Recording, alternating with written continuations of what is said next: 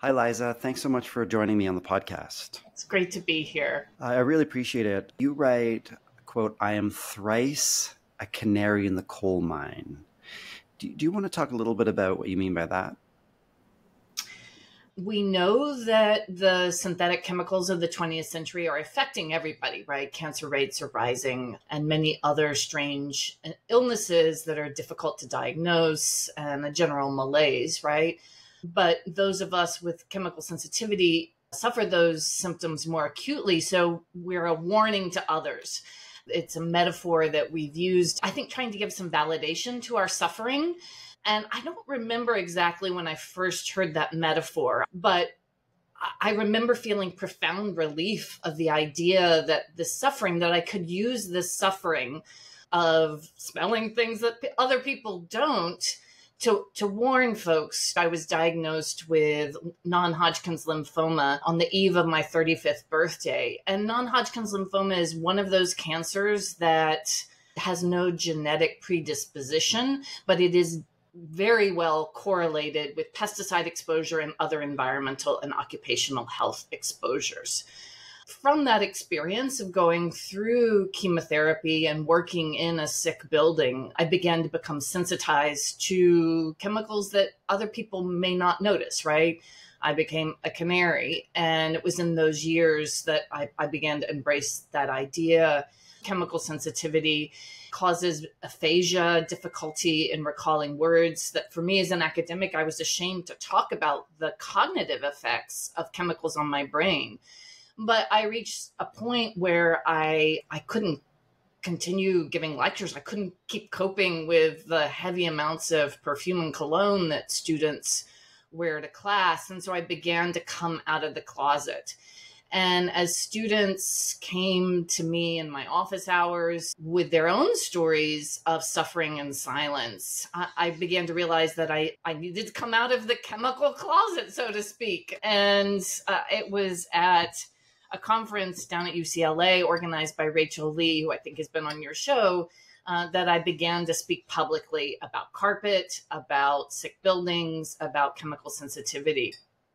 And then, unfortunately, in the pandemic, I ended up getting COVID in the first wave and then never got better. So I had to speak out about long COVID to try to help others avoid a similar fate, right? And also to alleviate those who are suffering from chemical sensitivity in various degrees, right?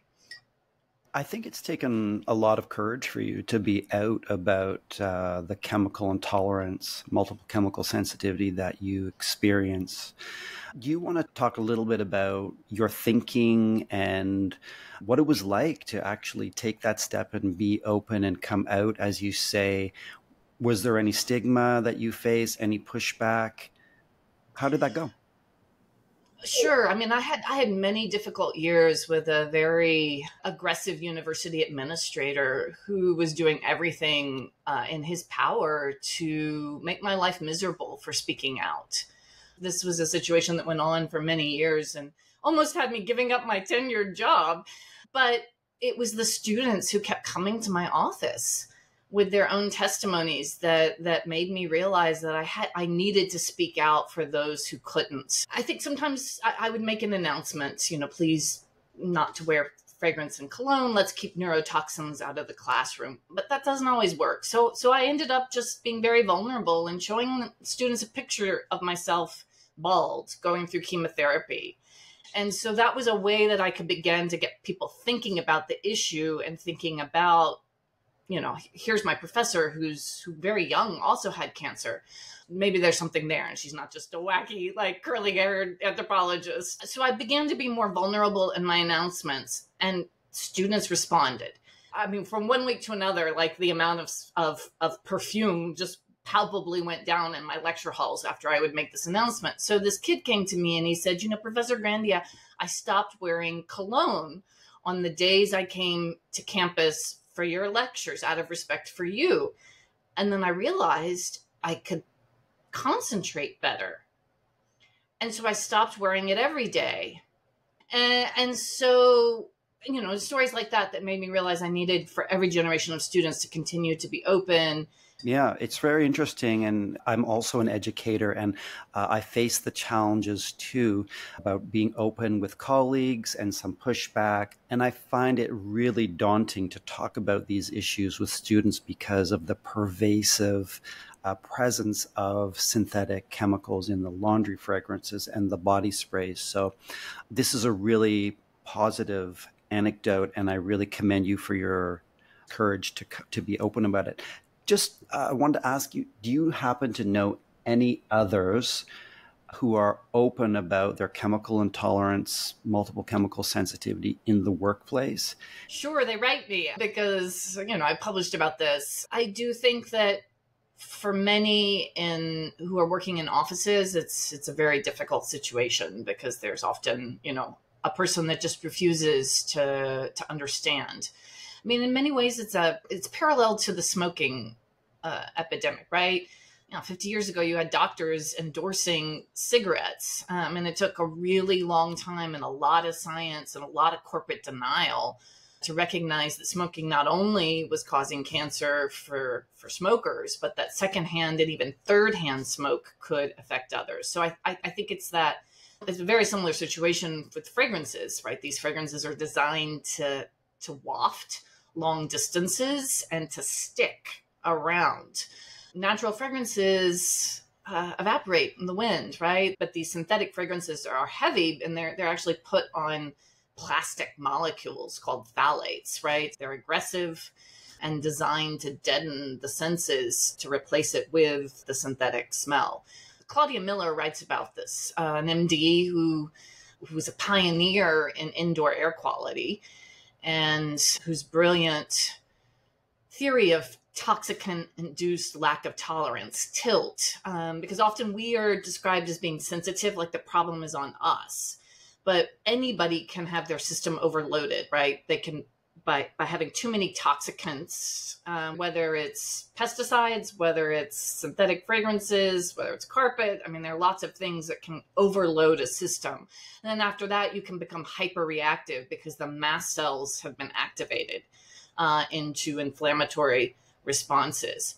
And in talking to some of my colleagues here at UC Davis, I was amazed at how many of them were also sensitive, though they wouldn't perhaps have used the same language that we do of MCS, of multiple chemical sensitivity.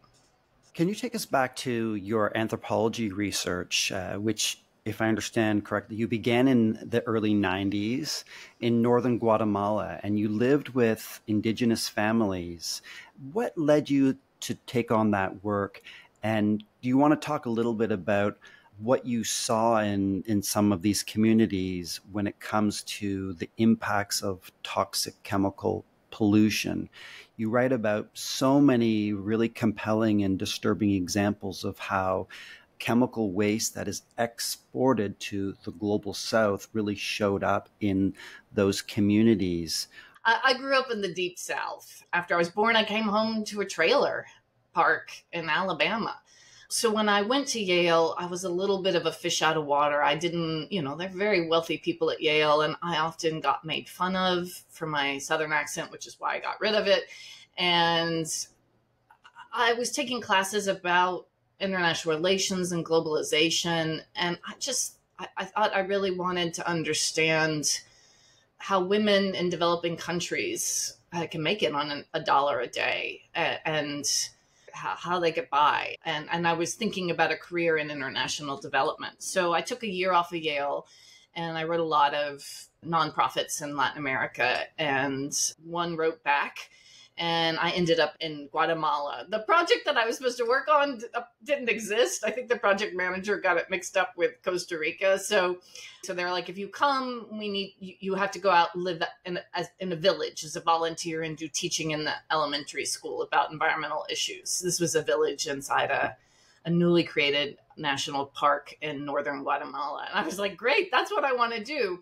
I didn't know what anthropology was at the time, but I started meeting a lot of really interesting anthropologists in Guatemala, and I remained associated with that nonprofit. I began to see that the underlying causes of poverty were geopolitical.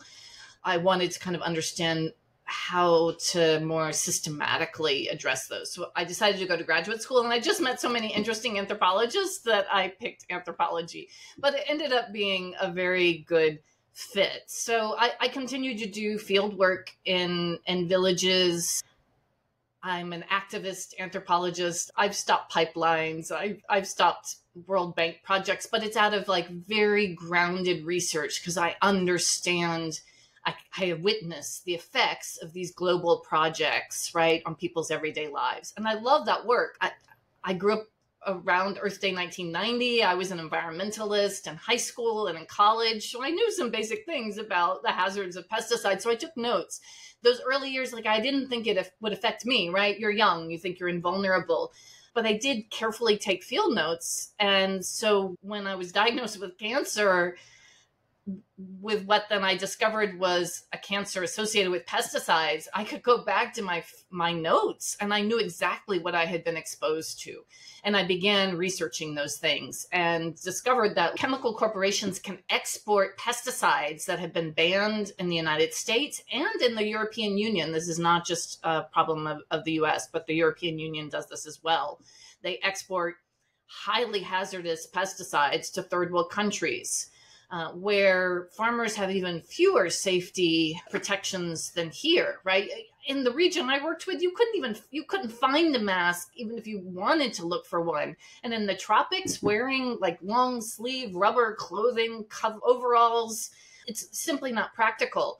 And, for farmers living in huts with a family of 8 or 10 in a one room, where do you store those pesticides? I think back in my fieldwork, they got stored next to my bed, right? There is no safe storage. So, in releasing these chemicals, I mean, this is murder. This is environmental racism, plain and simple. Briefly, Jimmy Carter stopped this practice through presidential decree, but Ronald Reagan overturned it. And still today, chemical companies export what's been banned here. You mentioned pesticide, and you also write about some really disturbing examples. For example, children chewing on batteries as teething toys, bleach bottles used as water containers, pesticide bottles used as water bottles again, and more. And you also talk about the synthetic toxic laundry products that are infiltrating the market in the global south and impacting people's health. Yeah, so do you see it as a larger problem, right? Pesticide and also a multiplicity of toxic products, toxic chemicals that are being exported, being marketed in the global south? So, I witnessed things like people reusing pesticide bottles for water bottles. But as an anthropologist, it's always important. What we do is cross-cultural comparison, right? In order to understand humans better, we try to look at our own cultures, right, as an outsider. So if we shine the mirror back, right, people are doing all kinds of crazy things in their homes using consumer products in unintended ways. You see these all the time now on TikTok. Creative ways to cook your corn on the cob, wrap it in saran wrap and stick it in the microwave. Oh my gosh, the amount of phthalates that would be released into the food.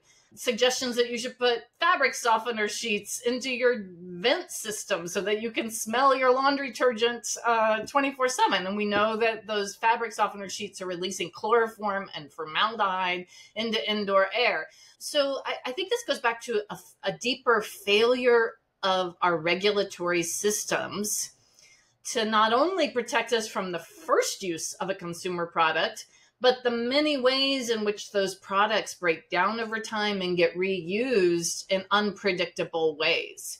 So in the United States, our chemical regulatory system was really stillborn. To avoid corporate opposition in 1976, the Toxic Substances Control Act grandfathered in the 62,000 chemicals in commerce at the time and greenlighted them with no further toxicological study. And since then, 95% have yet to be studied. And in general, only about 1% of the more or less 100,000 chemicals in commerce today have been studied for carcinogenicity, right? If you inject them in rats, will they give them cancer? We know practically nothing about the long-term effects on immune systems, on hormonal systems, on childhood development, right? The 1,001 ways that chemicals can cause havoc in the body. But one of the reasons why I got interested in doing toxic research in Guatemala, in part, I'm trying to make some lemonade out of life's lemons. But also here in the United States and in industrial products, we live in this chemical stew from birth until death, right? In the womb, right? Babies are born with some 300 or more chemicals in their cord blood. So it's very hard to disentangle the effects of, one chemical or another on human health.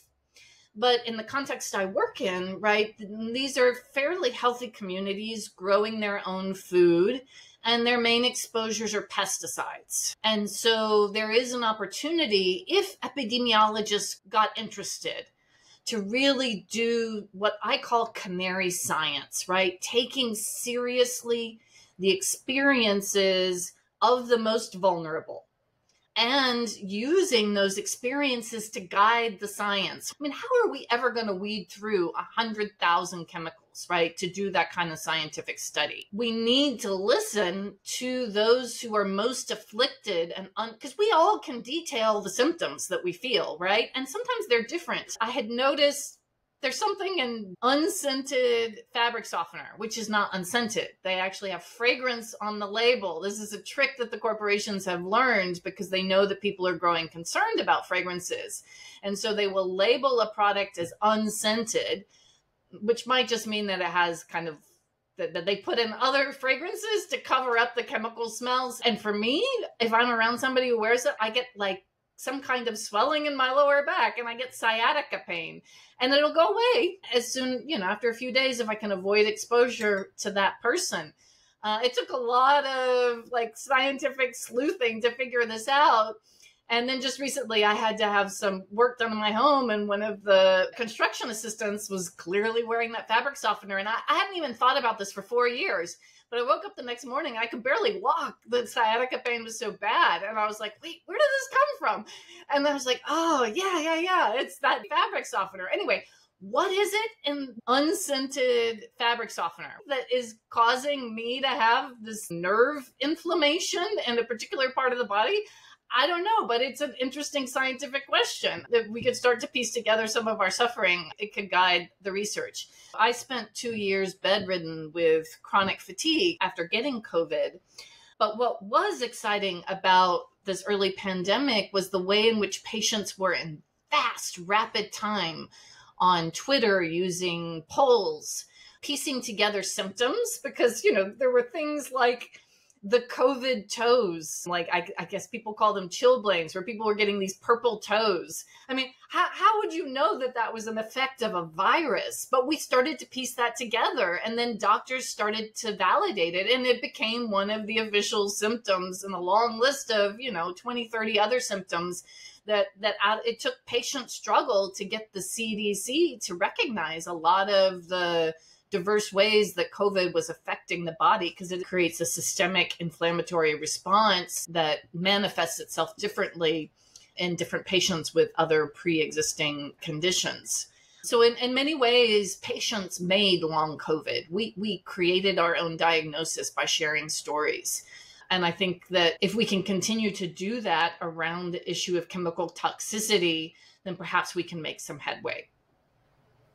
The people you lived with and got to know over time in Guatemala, I imagine there were elevated rates of cancer. Did people report to you either likely undiagnosed or diagnosed chemical intolerance?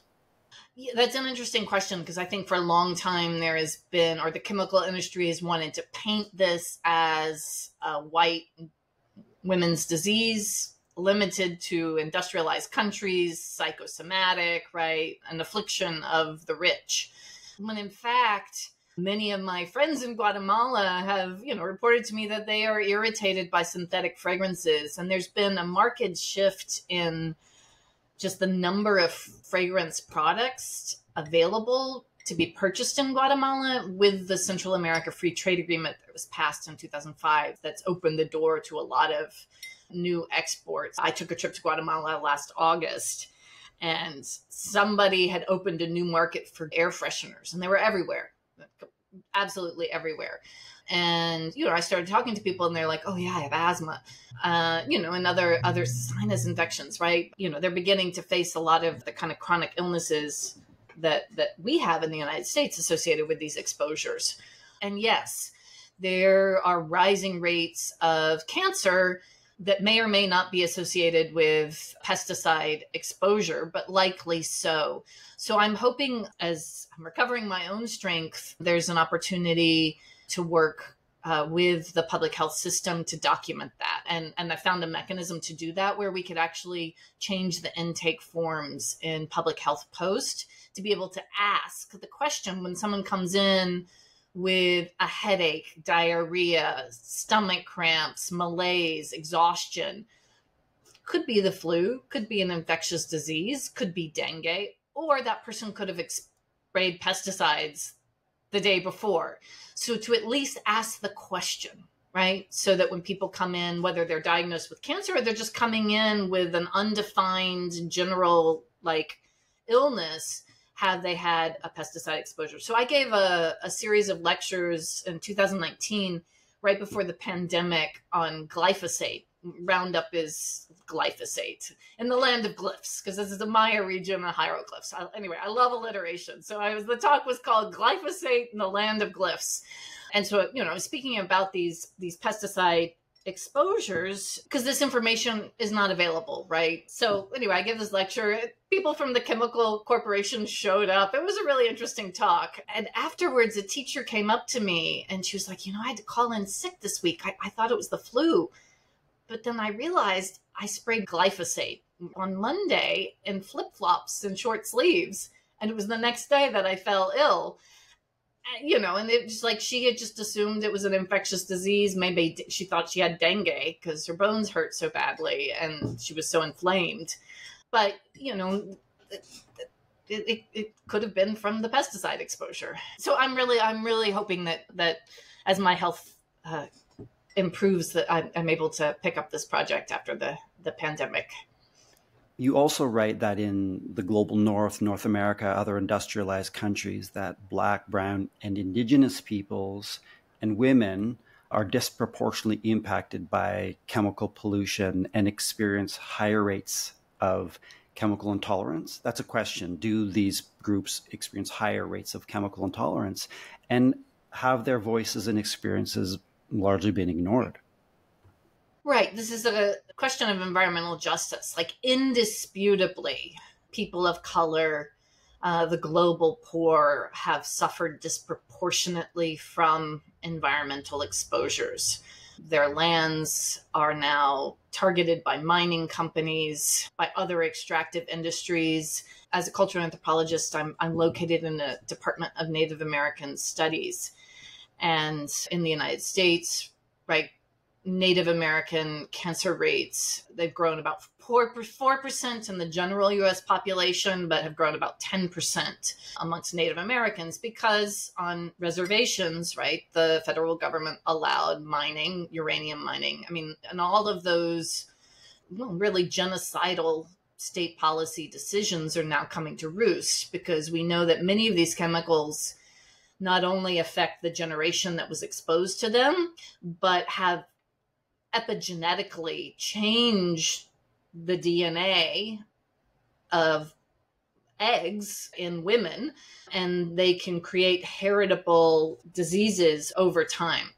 When I write about multiple chemical sensitivity and canary science, particularly in an article I wrote called Canary Science about the pandemic, strategically, I think that we need to find ways to connect the environmental justice stories of people on the margins who are indisputably suffering disproportionately from environmental hazards. But we need to connect them back to the wealthy and the rich who are also getting cancer, right? So when I give talks, I want to talk to the white men in the audience and make them realize that they are vulnerable too.